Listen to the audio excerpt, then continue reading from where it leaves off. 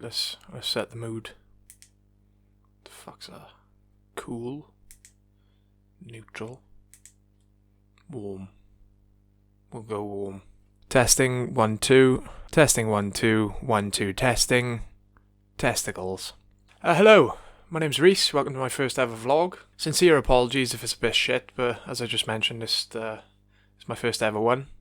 I don't think I've ever even watched a vlog before, to be honest, so it's safe to say that I haven't really got a fucking clue what I'm doing, but bear with me, and I'll try and make it as interesting as possible, but I won't make any promises, so if you're bored, you're more than welcome to fuck off and go and watch something more interesting. I wouldn't blame you.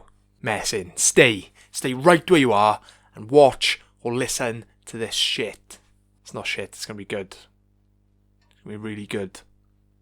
Yeah, anyway, I'm a personal trainer. I've been posting a little bit on social media for a couple of years now. Got millions of followers. So in a desperate attempt to get some more, I've jumped over to YouTube. Now, I've always wanted to start a YouTube channel. I just never really knew what to post on here, to be honest. So I actually came up with the ingenious idea about a month ago of doing No Meat November. I actually pinched the idea off one of my mates, Chris. Big shout out, Chris Thomas. He's actually appeared on my podcast.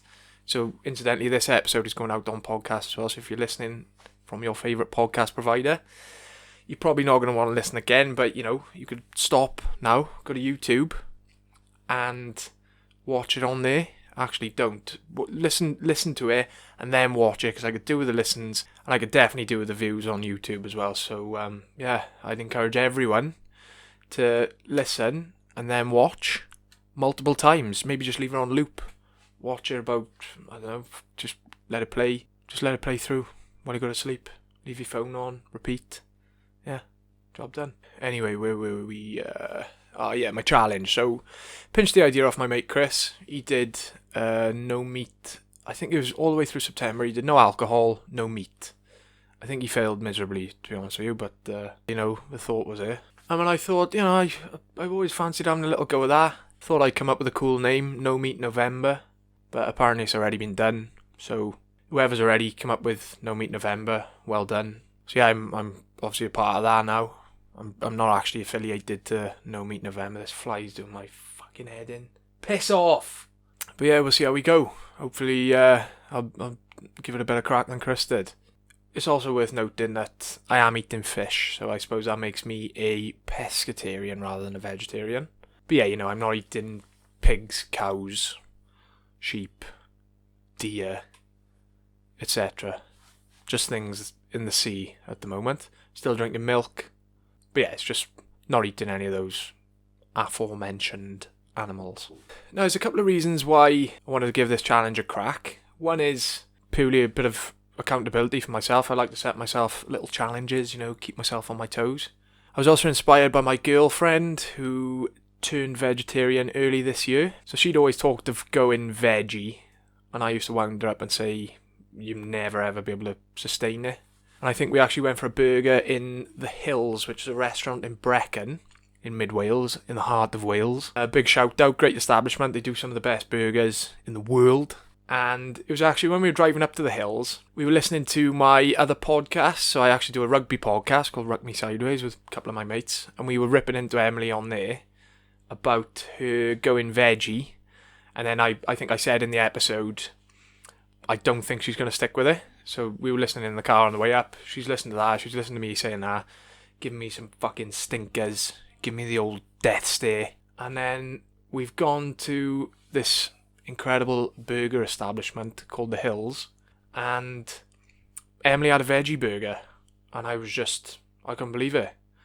So from that day on, I took her pretty seriously. Because if you can go to The Hills without having a meaty burger, then I take my hat off to you, because I think even the most serious of vegans had struggled to stay away from some of the beef burgers up here. So, well done. And you've given me a bit of inspo to attempt this challenge. Now, from that moment, I have actually cut down my meat intake quite substantially. So, obviously, when Emily's cooking, she cooks veggie stuff or pesky stuff, because she eats fish as well. And yeah, for, I suppose, easy life, I'll have what she's having. And Do you know what? Some of the replacements out there are unbelievable. Big shout out to Linda McCartney sausages. They are absolutely incredible. We'll get to them shortly. And the major reason Em cut down on her meat intake was because she likes animals, and so do I. And I think we've all seen these horror videos that go around, go viral on Facebook or Twitter. You have a couple of your vegan extremists sharing some pretty horrific stuff, which, I've seen a couple of videos have really turned me sick and pretty much ruined my day. And it is difficult to ignore some of the stuff that goes on, so I think cutting down a little bit has been on my list for quite a while. Do you have to hoover now?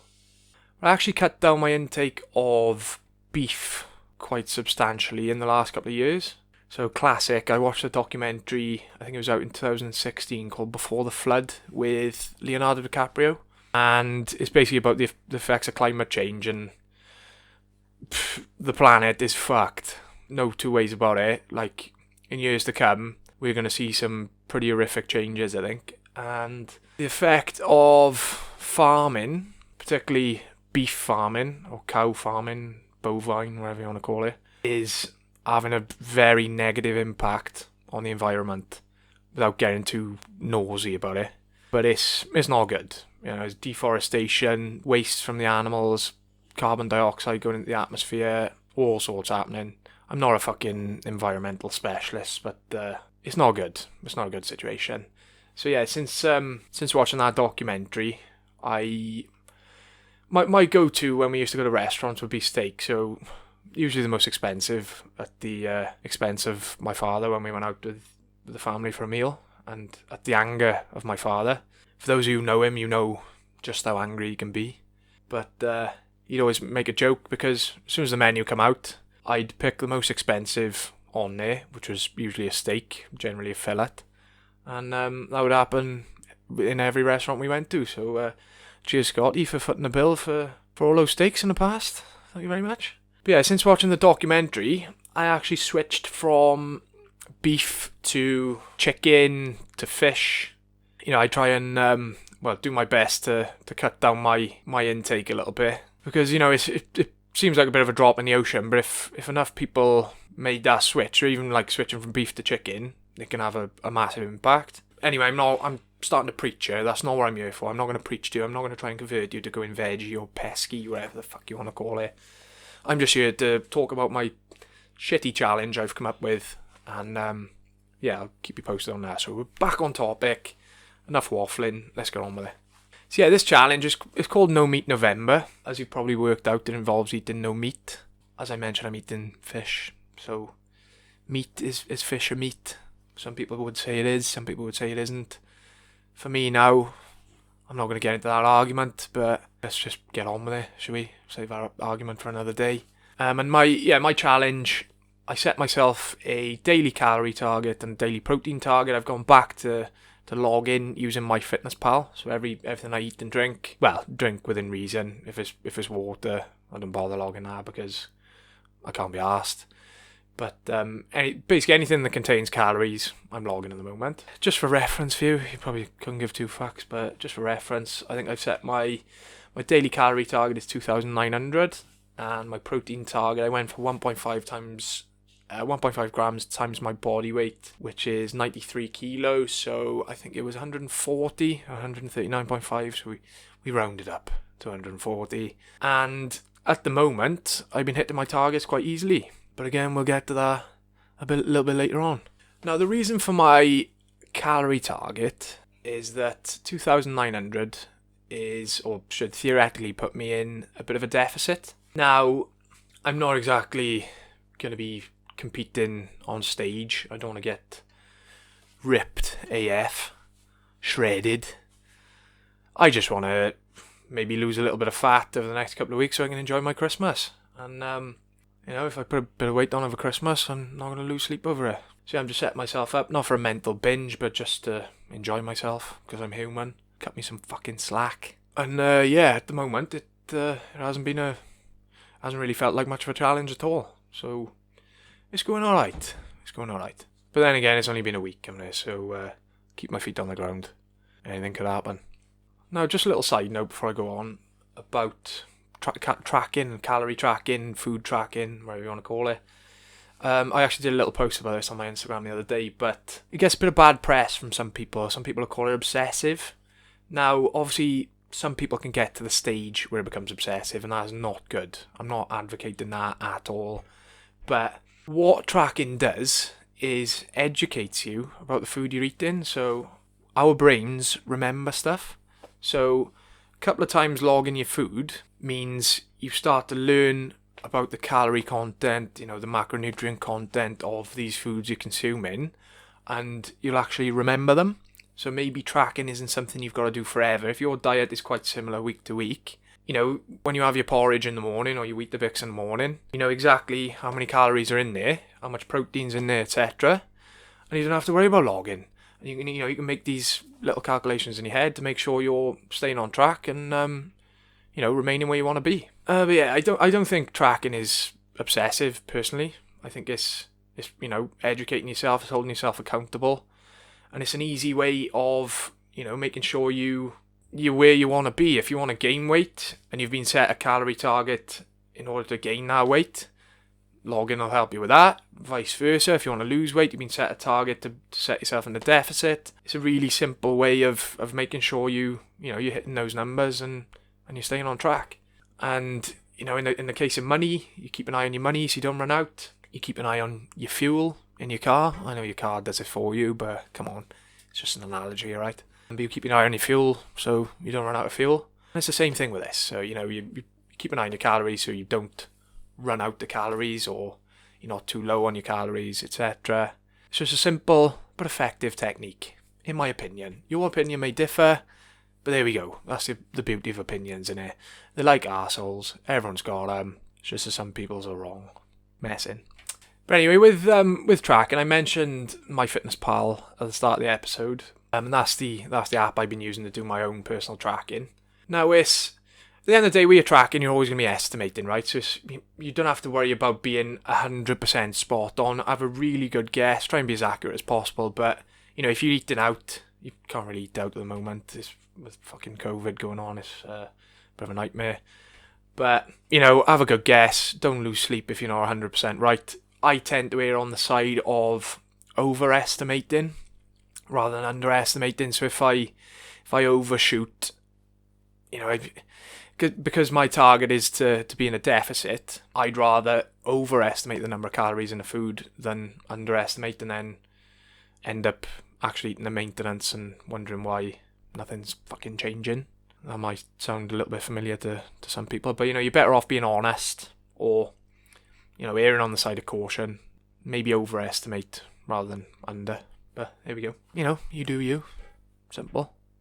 But yeah, most stuff has got barcodes, so if stuff's got a barcode on it, most things are really accurate. So you just whack that in. 1, 2, 3, job done. Easy. And yeah, I've actually found it really useful. So it's been going alright so far. Now I'll just run you through some of the meals I've been consuming this week. So my breakfast every day is the same, which some people may find boring, but for me, my particular breakfast is my favourite meal of the day. It's porridge. It may sound boring to you, but I fucking love it. So generally I'll have my porridge with a banana, I'll have a little bit of peanut butter, I have cinnamon, I have mixed seeds, what else do I put in there? Honey. And incidentally, I've been... At the start of this challenge, I actually bought myself some whey protein, so I haven't actually taken any supplements for a good couple of years now, because I generally get enough from my diet, but switching to pescatarianism for the month, I thought, I may struggle to hit my protein, which actually on most days hasn't been the case. I've been pretty much nailing it every day. But I thought I'd purchase some protein, and it's actually this. I'll bring it up on screen now if you're on the podcast. It's my protein isolate whey. It was fairly cost effective. I think I paid about 23 quid for a kilo, and it's a decent amount of protein in there, quite low calorie. So on a convenience level, it works really well for me. So I've been actually adding half a scoop of my vanilla protein powder into my porridge in the morning. So that just gives me an extra, I think there's 22 grams of protein in a scoop. So quick maths, that's an extra 11 grams with my breakfast. And yeah, and that's set every day. So that doesn't really change. Same amount of porridge, same ingredients every day. And that sets me up nicely for the day. Usually have that with a coffee, job done. I'm ready to rock and roll, ready to take on the day. And as in the case of the last 2 weeks, just spend the day on COD. Mostly in the gulag, because I'm shit. But, you know, at least I'm fueled. I got plenty of energy to shout to my television and get angry needlessly. So, yeah. No, I'm only joking. I do actually work really hard. Now, Brekky's the same day in, day out. And the first day of the challenge was, obviously, the 1st of November, which was last Sunday. So, Emily and I had a Sunday roast, and we actually had this. So, here it is in all its glory. It was a Linda McCartney vegetarian roast, I believe. And it was pretty high in protein. Wasn't expecting a lot from it, to be honest. But here's me drizzling gravy over the plate with grace. Bit of panache. It looks absolutely terrible, to be honest. I was multitasking, and it's actually a lot harder than it looks. I don't know how people do it on Instagram, but I need a few tips. Feel free to leave them in the comments. And I was very, very pleasantly surprised, because it actually tasted alright. So it had sort of beefy vibes about it. Oh, this is one thing, I guess, my tits about people, right? A lot of meat eaters who say, look at me as if I'm not a meat eater. I'm a meat eater as well, yeah, but I'm not an extremist like some people. But a lot of people will say, if vegetarians and vegans hate meat so much, why are they trying to make everything taste like it? Whew. The point is going straight over your head there, because they don't dislike meat. The reasons I mentioned earlier in this episode largely are the reason they don't eat meat, and that's most of them because they care about animals and they don't want to eat them anymore, not because they don't like the fucking taste of them. So yeah, don't be thick. And as I mentioned, some of the meat substitutes out there are absolutely incredible. I'll reel through a few shortly. But yeah, back to the Sunday dinner. It was actually pretty low calorie. As you can see, I had a bit of gravy on there, but it was really easy for me to stay within my targets and hit my protein target, etc. And yeah, I actually was pleasantly surprised and thoroughly enjoyed it. It wasn't as nice as a beef dinner, but it was a very, very decent replacement. Pardon me. It's the fish pie coming up from earlier. Jesus. So that was lunch on Sunday. Now, throughout the rest of the week, particularly on weekdays, my lunch is pretty similar. Again, like my breakfast. I'm boring, aren't I? I'm really fucking boring, as you've probably worked out by now. But generally I'll have beans on toast, or a variation of beans on toast for my lunch. I may add in a couple of eggs. May add in some veggie sausages, just to spice things up a bit. Maybe a bit of avocado. I'm feeling really fruity. But generally, yeah, as it has been for the last 10 years, beans on toast at lunchtime is a staple in my diet. I'm actually quite fussy with my beans on toast, so what I normally do is I'll add a bit of spices. So I'll add a bit of barbecue spice, maybe a little squirt of barbecue sauce. Obviously I track that as well. A little sprinkle of crushed chilies, just to, give them a bit of pizzazz and liven them up a little bit. But I'm quite anal when it comes to my toast. Not as anal as I used to be in my late teens, where I actually used to... So I used to eat the ridiculous amount. Obviously, I was still growing. I could get away with eating more without weight gain. And I actually used to arrange my beans on toast. So I'd have the toast. I'd usually have 3 or 4 pieces of toast, cut it into triangles or rectangles, depending on my mood that day. Mix it up a little bit. Might do a couple of rectangles, couple of triangles. But yeah, it was a real work of art, and I used to arrange the toast around the outside of the plate, and then put the beans in the centre, because I was really arsey about my toast getting soggy. Because if you put, I can feel myself getting agitated here now and getting wound up about it. But number one problem: people take toast out of the toaster, put it straight on the plate. That's no good, because it's going to sweat. You end up with sweaty toast, and then your toast gets damp, so you're onto a loser before you fucking started it. That's no good. So you've got to leave your toast cool down a little bit in the toaster. So when you add the beans, it stays nice and crisp. Now, I have butter on my toast, and I personally prefer the butter to sit on the top of the toast, not sink in. So again, if you put that butter on too soon, it's fucking game over as far as I'm concerned. Don't want anything to do with it. The third issue then is the beans on too soon, or the beans consuming too much of the toast and making it soggy and floppy, because that's hanging, in my opinion. So yeah, I used to put the beans in the centre, have my toast around the outside. So I suppose it was beans within toast rather than beans on toast. But now what I'll tend to do is I generally have 3 pieces of toast, and I'll have 2 at the top of the plate, 1 at the bottom, and I'll put a few beans on the toast, but I'll put most of them like next to the toast, and then so the toast keeps this nice crispness. It's cooled substantially. I've said substantially a lot in this episode, but it's a great word, so I'll use it again. The butter's sitting on the top beautifully. It's a work of art. I strongly believe I've perfected beans on toast over the years. But yeah, that's my go-to. So lunchtime generally, I'll have beans on toast. Might be a couple of Linda McCartney sausages thrown in, which incidentally are absolutely out of this world. If you haven't tried them before, even if you're a meat eater, you gotta give them a go, because for me, I think I prefer them to normal sausages. Now I know that's going to upset a lot of people, but I don't care, to be honest with you. They're unbelievable. See, there's a few different varieties. I think there's like a chorizo one. Obviously it's not real chorizo, but it's a variation of that. Tastes like it. There's Lincolnshire sausages. I think there's a onion and herb variation of some sorts, which is probably my favourite. But they're incredible. And they're much lower calorie than your normal sausages. And they are actually quite high in protein. So if I need to top up at all, I'll chuck a couple of sausages in there, and they are superb. So yeah, that's generally been my breakfast and lunch combo.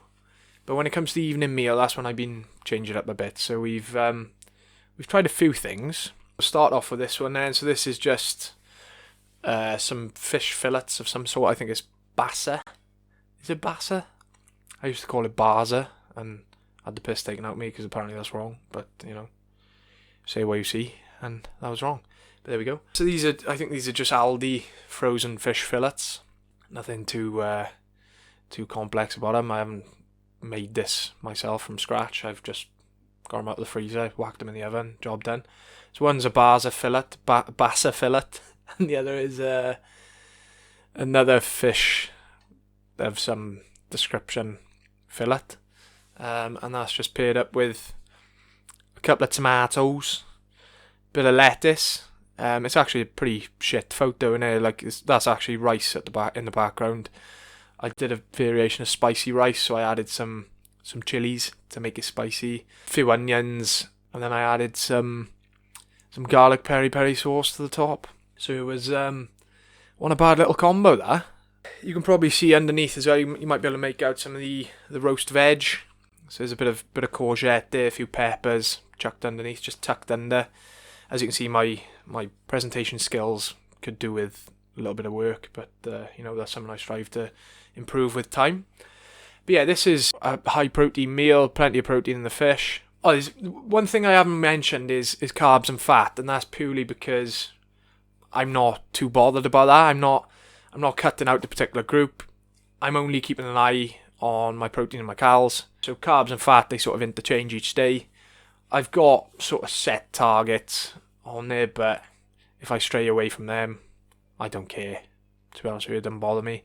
So moving on to another couple of meals then. So these are our bargee burgers we made in the week. Oops, shit, I didn't mean to play that out loud. So yeah, here's the bargee burgers again in all their glory. We actually made these from Jamie Oliver's cookbook, Veg. So yeah, they're veggie, as you may have worked out. But these contained, I think they had paneer cheese in there, which is decent. Obviously onions, potatoey sort of base. I'm not even going to pretend that I had any part to play in actually putting them together, because Emily and my sister Louise did the majority of the work. But I kept an eye on them in the pan, and for me that was a really important job. As you can see, the one that was overcooked, I didn't actually eat myself. I made sure someone else had that, but mine tasted alright, and yeah, I really enjoyed that. So although that wasn't too high in protein, it was really nice, and I had my my whey there to top things up if needed, and I think I was just under that day. But I think my target was 140, but I was 130 odd, so I didn't lose too much sleep over that in terms of protein. But again, calories were exactly where they needed to be, so yeah, I was happy with that. Now, what calorie tracking or food tracking allows you to do is sort of budget a little bit. So like you do with your money and your petrol, as I mentioned earlier, you can sort of save your money to spend big on certain things, and save your petrol to go on longer journeys. And you can sort of budget your calories in the same way to incorporate larger calorie foods or larger calorie meals if needed. And that's what we did midweek when we had a Nando's. So I had my first ever veggie Nando's, which I gotta be honest, I didn't think would ever happen. But do you know what? I had the great imitator pitta, and it was decent. It wasn't as nice. It wasn't as good as the. Generally, I'll go for the Fino pitta. I'm a big fan of. I'm a big fan of the generic double chicken breast pitta. I'll generally have cheese and pineapple on that. Big fan of pineapple. Pineapple in burgers and with your chicken. On pizza, big fan of pineapple on pizza. I know that's gonna fucking ruffle a few feathers as well, but fuck you, I don't care. So yeah, I had the great imitator, and it was decent enough. If I had the choice between that and chicken, I'd take chicken all day, every day. But it was decent enough, and I did enjoy it. And I also allowed myself a couple more treats throughout the week. So as you can see, we had a bit of a movie night cringe on Friday, I think it was. So we had some Halo Top ice cream and some popcorn. So this is, I think I had half a tub of Halo Top, and also had, I think this is the proper popcorn. Generally what I'll do is I'll buy the big bag and just dust it all off, and then feel bloated and horrific afterwards. But I actually weighed out a serving, and it was enough to satisfy me. And again, I was under my calorie target for the day. I hit my protein target. So again, this was really quite straightforward, and it was easy enough to incorporate without starving myself to death. So this is why I'm such a big fan of tracking, and it could work for you if you've never done it before, or if you have done it before and it didn't work, get some advice from someone. Ask me. I'll be happy to help you. But yeah, that's I've mentioned quite a bit about my diet, but in terms of training or in terms of exercise, I've just been keeping it pretty simple. So I've been aiming for 10,000 steps a day, which I've been nailing every day, easy enough. A lot of people find it hard. Like, we've been on lockdown in Wales for the last 2 weeks, so a lot of people find it hard when they're at home to hit the step target. Mainly because the weather's shit and they don't want to go walking in the rain, which, grow up, you're waterproof. I'm sure you got a raincoat there somewhere. Even if you haven't, get a little bit wet, you'll dry off when you get back. It's not really an excuse. And because they just tend to sit in their arse all day. So obviously if you're working from home, you're taking out the steps of walking from your car to your office or to your place of work, or wherever it is. You don't have to move around so much throughout the day. So your step count is going to be down, your NEAT is going to be down. I'm not going to go into NEAT and explain what that is and bore you, because this is already going on a bit as it is. But that's the killer for a lot of people, is that lack of movement throughout the day. So I've been trying to hit my 10,000. I haven't had any trouble at all. I've been doing 3 full body workouts a week. Luckily we've got a bit of equipment in the garage. We've got kettlebells, dumbbells, a few resistance bands. So I've written myself a program. And I've been doing three sessions a week. As I said, full body splits each time. But yeah, nothing overly complex. A few compound lifts, upper body, lower body, a bit of core work, job done. But yeah, I've also been doing, I was lucky enough to borrow a watt bike from the gym that I work at. And been doing a couple of sessions on there a week. But nothing too crazy. I've been doing, I I think it's one of the hit sessions off the Watt Bike app for any keen Watt bikers out there. If you don't know what a Watt bike is, I'm not going to bore you by going on about it. It's just it's like a hardcore gym bike for more aimed towards cyclists and, you know, real keen bikers. But yeah, I've been having a bit of a blast on there to keep the old CV fitness up, not the fucking burn calories. And I've been enjoying my training as well, so I've had plenty of energy to train, so no shortcomings there.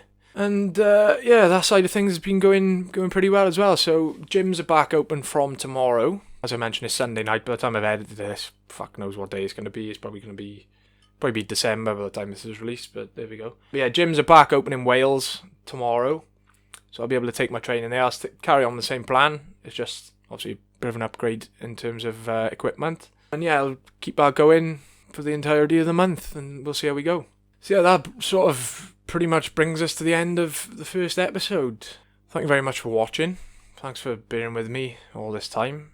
If you thought it was shit, then I don't know why you've watched up until now, or listened up until now. You know, you could have knocked it off a long time ago and gone and done something more interesting. But if you did enjoy it, you know, a like or a review if you're listening to it on podcasts, and a rating or a subscription would be much appreciated, along with any shares. Not that I'm desperate. Please fucking share it. But yeah, thank you very much. If you'd like to know some more, you can drop a message in the comments, or you can slide me a DM on Instagram @_performfitness with 2 F's. Don't forget the second F, very important. And yeah, I'll be more than happy to either give you some advice or go into some greater depth. But yeah, we'll see how we go now over the next couple of weeks. As I said, it's been easy so far, but I've only been doing it for a week at the end of the day, so we'll see how we go. But yeah, onwards and upwards. Thank you very much for your time, and I'll catch you soon.